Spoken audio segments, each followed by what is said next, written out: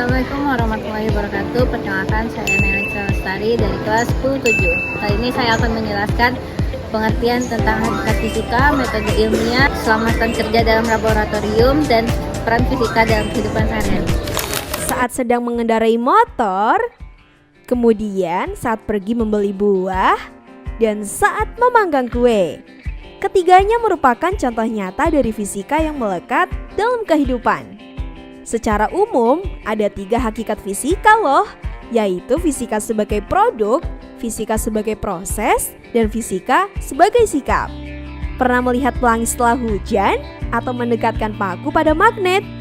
Atau mencoba mendekatkan magnet pada benda-benda logam? Ketiganya merupakan fakta ilmiah loh, bagian dari fisika sebagai produk, yaitu kumpulan pengetahuan berupa fakta, konsep, prinsip, hukum, rumus, teori, dan model. Selanjutnya, fisika sebagai proses, atau juga disebut sebagai a way of investigating, menggambarkan cara pengetahuan diperoleh dan disusun oleh para ilmuwan melalui pengamatan, eksperimen, dan analisis untuk mendapatkan pengetahuan yang akurat. Fisika bukan hanya tentang memahami hukum-hukum alam, tetapi juga tentang mengembangkan sikap ilmiah yang baik. Pasti di antara kalian pernah bertanya, mengapa ya buah apel itu bisa jatuh dari pohonnya? Atau bagaimana ya cara mengukur kecepatannya? Nah, contoh sikap ingin tahu menjadi bagian dari sikap ilmiah yang dimiliki oleh seorang ilmuwan fisika loh. Itulah fisika sebagai sikap.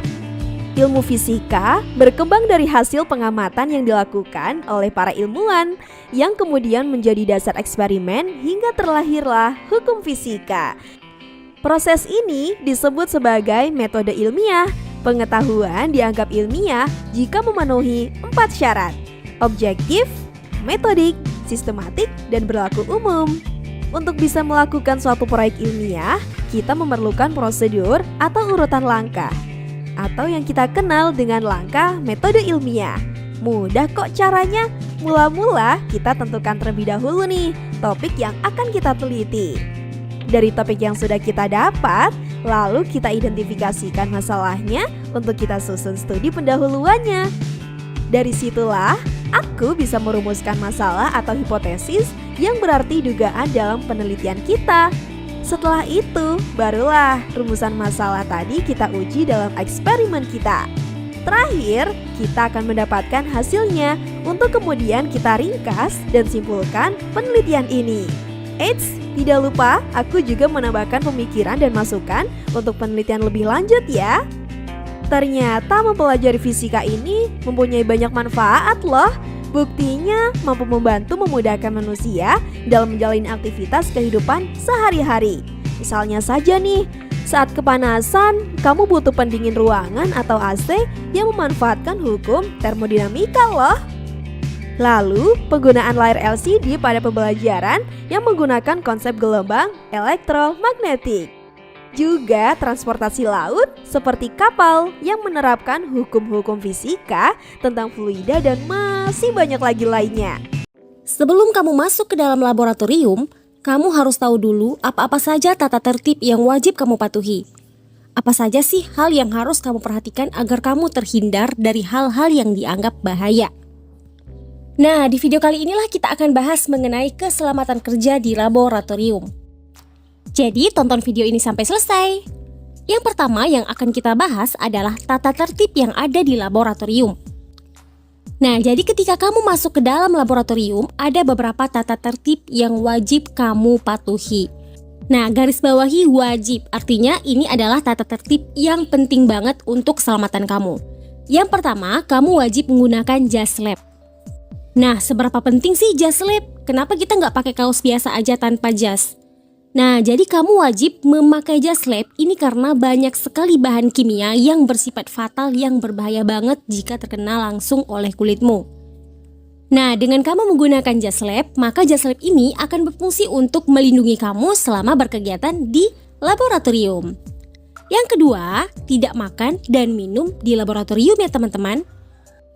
Nah, jadi kalau kamu makan di laboratorium nanti dikhawatirkan akan ada terkontaminasi. Terkontaminasi apa? itu baik dari zat kimia ke makanan atau sebaliknya. Jadi ketika hal tersebut terjadi, maka akan bersifat fatal bagi kesehatan kita. Bahkan ketika yang dikenakan itu zat kimia yang berbahaya, itu bisa menyebabkan kematian.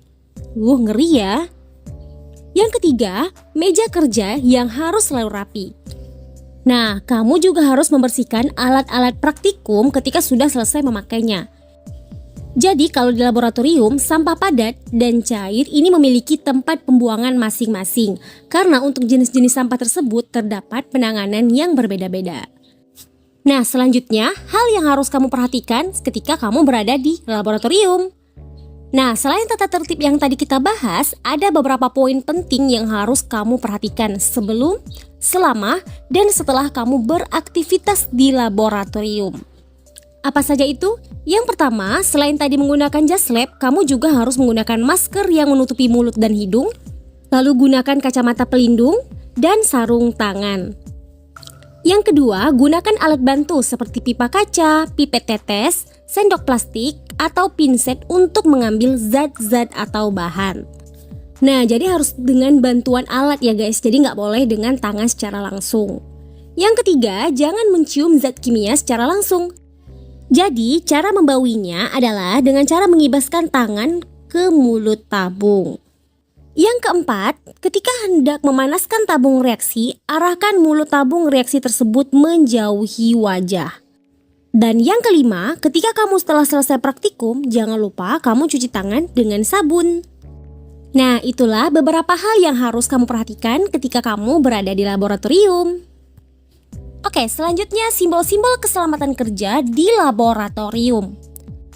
Nah, untuk menjaga keselamatan kerja di laboratorium, kamu harus tahu simbol bahan yang ada di laboratorium. Apa-apa saja itu? Yang pertama, mudah meledak. Yang kedua, mudah teroksidasi. Yang ketiga, ada bahan yang mudah terbakar. Lalu ada yang sangat mudah terbakar. Kemudian ada bahan beracun, sangat beracun.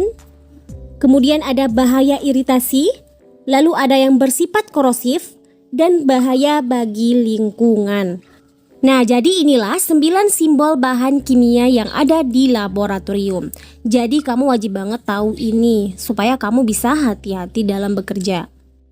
Oke, pembahasan selanjutnya, bagaimana ketika kita mengalami kecelakaan di laboratorium? Pertolongan pertama apa yang harus dilakukan?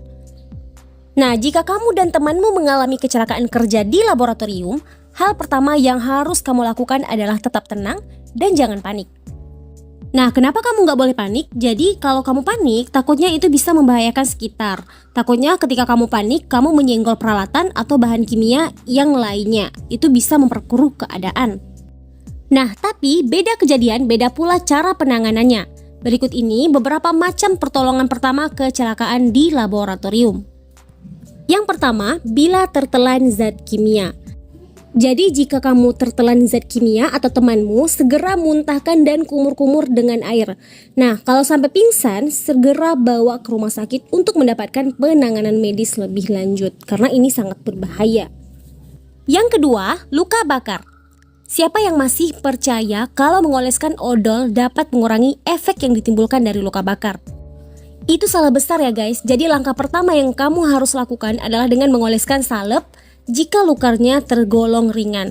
Tapi jika nampak parah dan menimbulkan rasa nyeri yang berlebihan, segera kompres dengan air es atau langsung aja periksa ke dokter. Kemudian selanjutnya, jika mata terkena percikan zat kimia.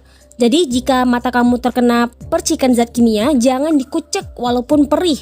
Jadi segera basuh dengan air bersih atau kalau masih perih segera bawa ke dokter karena bahan kimia itu berbahaya. Ini bisa menyebabkan kebutaan pada mata. Dan yang terakhir, bagaimana jika terkena asam dan basa kuat? Nah, jadi jika ada anggota tubuhmu yang terkena asam atau basa kuat secara langsung, kamu bisa menanganinya dengan mencuci tangan menggunakan air yang mengalir. Nah, tujuannya untuk mengurangi dari asam maupun basa kuat tersebut. Tetapi selain itu kamu juga bisa menetralisirkan dengan basa lemah atau bisa juga mengoleskan dengan salep. Nah, itulah tadi yang harus kamu perhatikan ketika kamu berada di laboratorium. Sekian penjelasan dari saya. Maaf kalau ada yang kurang. Terima kasih.